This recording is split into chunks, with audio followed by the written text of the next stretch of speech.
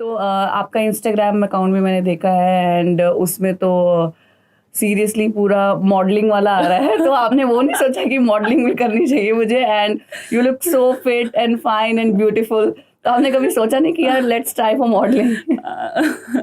ये मेरा ग्रेजुएशन के बाद एक थॉट था कि आई ऑफर्स तो आए होंगे जरूर।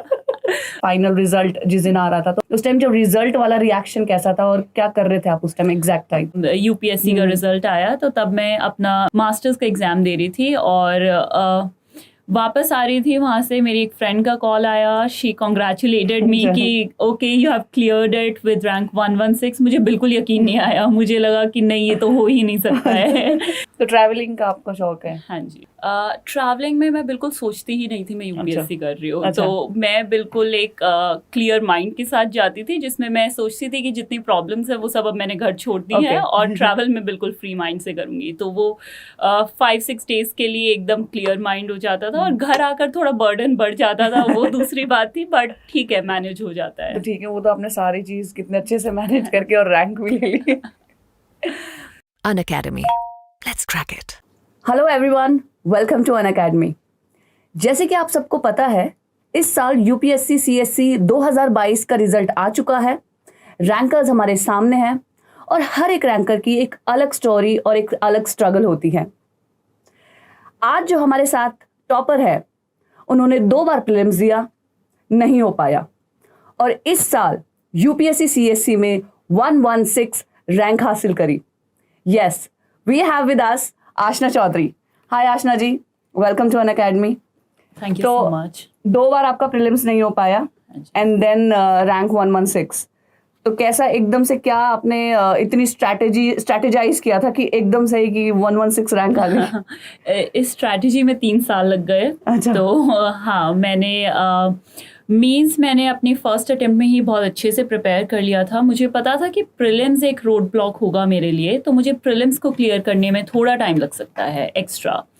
तो मैंने सोचा कि मैं एक बार जिस भी अटेम्प्ट में मैं प्रीलिम्स क्लियर करूँगी, आई विल मेक श्योर कि मैं मेंस और इंटरव्यू भी क्लियर कर ये रैंक हासिल कर पाऊँ, जिससे मुझे प्रीलिम्स दोबारा ना देना पड़े। तो एक प्रीलिम्स एक ऐसी स्टेज है जिसे मैं हमेशा से ड्रेड करती हुई आई थी। तो इस बार मैंने जो मेजर अपना चंक ऑफ अटेंशन दिया वो प्रीलिम्स को ही दिया, क्योंकि मेंस मैं पहले से तैयार कर चुकी थी, और इंटरव्यू भी लगभग मैंने एक स्ट्रैटेजी बनाई हुई थी करंट अफेयर्स ओरिएंटेड इंटरव्यू को लेकर भी। तो इस बार मेरा मेजर फोकस प्रीलिम्स पर ही रहा।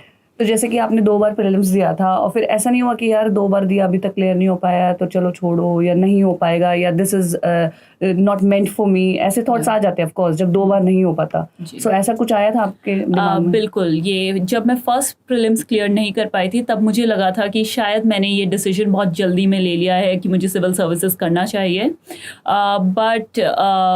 बट वो एक मोमेंट्री थॉट था, वो टेम्प्ररी था। उसके बाद मैंने अपनी स्ट्रैटेजी को वापस से रिविज़िट किया, मैंने देखा कि मैं कहाँ पर लैक कर रही हूँ, मुझे क्या क्या इम्प्रूवमेंट्स करनी है, और फिर मैंने एक और ईयर अपनी डेडिकेटेड प्रिपरेशन शुरू कर दी।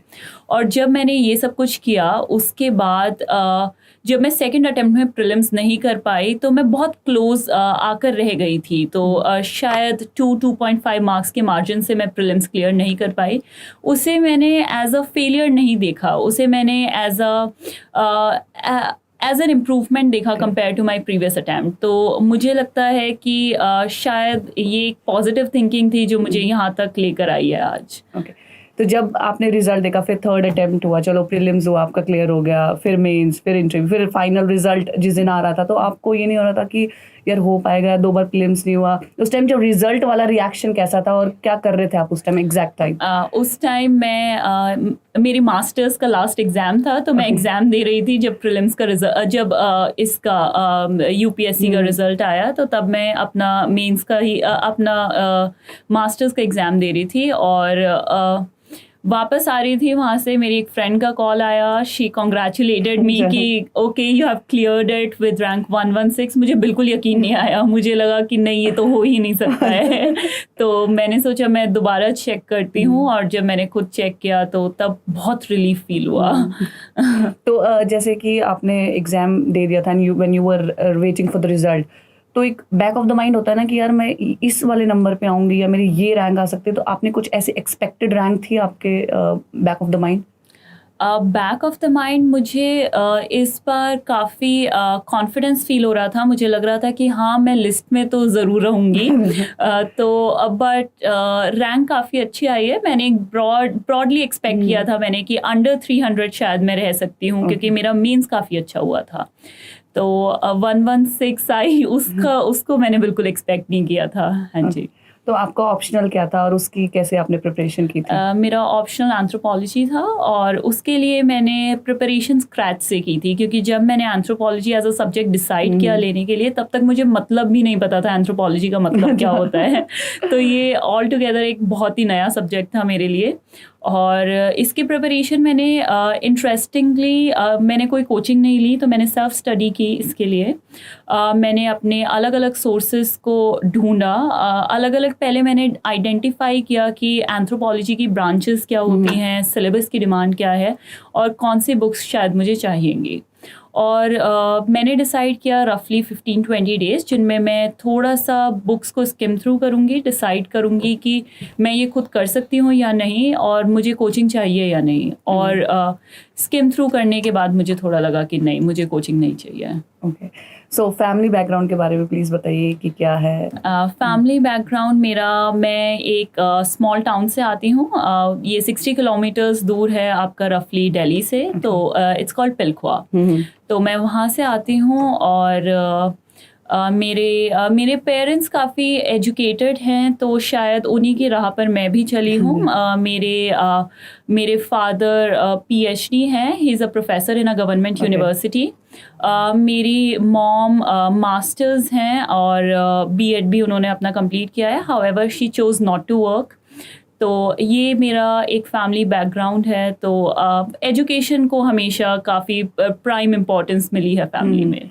तो सपना किसका था ये IAS की प्रिपरेशन करने का, आपका था या फिर पेरेंट्स का? मेरा और मेरे डैड का साइमल्टेनियसली था। ये कन्वर्ज हो रहे थे हमारे इंटरेस्ट थोड़े से। बट मेरी मॉम ने कभी ये नहीं सोचा था कि मैं गवर्नमेंट सर्विसेज में जाऊंगी। शी ऑलवेज बिलीव्ड कि शायद मैं कुछ और करूँगी, और करूँगी, क्योंकि मेरा मैं बचपन से काफ़ी इम्पल्सिव रही हूँ। तो उन्हें मेरा ये नेचर पता था और उन्हें पता था कि शायद सिविल सर्विसेज में इतनी इम्पल्सिवनेस नहीं चलती है। But well, I proved her wrong. I was consistent throughout. So या तो आपका इंस्टाग्राम अकाउंट भी मैंने देखा है एंड उसमें तो सीरियसली पूरा मॉडलिंग वाला आ रहा है। तो आपने वो नहीं सोचा कि मॉडलिंग भी करनी चाहिए मुझे, and you look so fit and fine and beautiful, तो आपने कभी सोचा नहीं कि यार लेट्स ट्राई फॉर मॉडलिंग? ये मेरा ग्रेजुएशन के बाद एक थॉट था कि ऑफर्स तो आए होंगे जरूर। कॉलेज टाइम में थोड़े बहुत आए थे। तो बट आई डोंट नो, मुझे कैमरा फेस करने से शायद थोड़ा डर लगता था। तो हाँ, तो एक्टिंग में तो मुझे पता था कि एक्टिंग में मेरा कोई चांस ही नहीं है, क्योंकि अब मैंने ना कोई कोर्स लिया था और ना ही शायद मैं एक्टिंग में इतनी अच्छी भी थी। Modelling could have been there, but I thought take the academic way। चलो अच्छा है। पर ये बताइए, वैसे आपने कभी जॉब वगैरह कहीं की है या फिर यही प्रिपरेशन में ही आपने ध्यान दिया?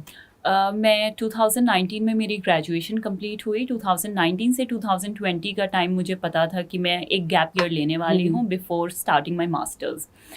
तो उस गैप ईयर में मैं थोड़ा सा काफ़ी डोलड्रम्स में थी, काफ़ी माइंड्स में थी, काफ़ी मिक्स्ड इमोशंस थे मेरे अंदर कि मुझे कॉर्पोरेट सेक्टर में एक बार ट्राई करना चाहिए या गवर्नमेंट सेक्टर की तरफ थोड़ा सा जाना चाहिए। तो वो था एक फेज़ आया था जिसमें मैं शायद काफ़ी बहुत क्लियर रही थी अपने माइंड में, और तब मैंने जॉब के बारे में सोचा था। हाउएवर वो इम्प्लीमेंट नहीं हो सका, क्योंकि कहीं से मुझे रिजेक्शंस मिल गए, कहीं पर मेरा मन नहीं लगा। तो तब मैंने सोचा कि शायद कॉर्पोरेट सेक्टर को मुझे छोड़ ही देना चाहिए। This is not for me. Okay.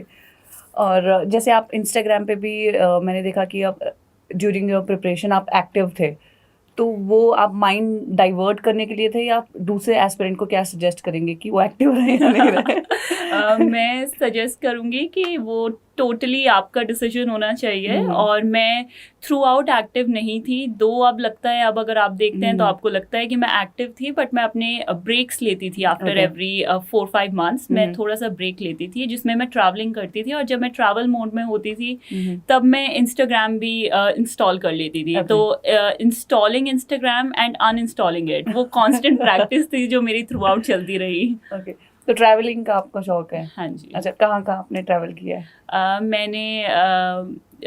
मैंने 2019 से मैं बताऊंगी, जब Okay. से मैंने यूपीएससी प्रिपरेशन शुरू की है। तो प्रिपरेशन शुरू करने से पहले मैंने एक सोलो ट्रिप यूरोप में की थी। 5-6 कंट्रीज अराउंड मैंने ईस्टर्न यूरोप में कवर किया था। उसके बाद मैं फिर अंडमान एंड निकोबार आइलैंड्स गई, फिर उसके बाद मैं गोवा भी गई। तो बीचेस मुझे बहुत पसंद है। हाँ जी, I am a beach person, but mountains में भी मैं जाती चली गई। तो उत्तराखंड भी मैं इस दौरान गई, मैं शायद हिमाचल भी गई, और अभी रिसेंट में दुबई गई थी। तो ये सारी जो ट्रिप्स है ये ड्यूरिंग द प्रिपरेशन ही लगाई है मैंने। तो आप जैसे जब ट्रैवल करते थे तो उस टाइम आपका रूटीन क्या होता था? लाइक आप ट्रैवल कर रहे हो और फिर आपको ये भी ध्यान रखना है कि भाई मेरे ये टॉपिक्स रह गए हैं, मुझे प्रिपरेशन भी जारी रखनी है। तो उस टाइम क्या आपका स्केड्यूल होता था?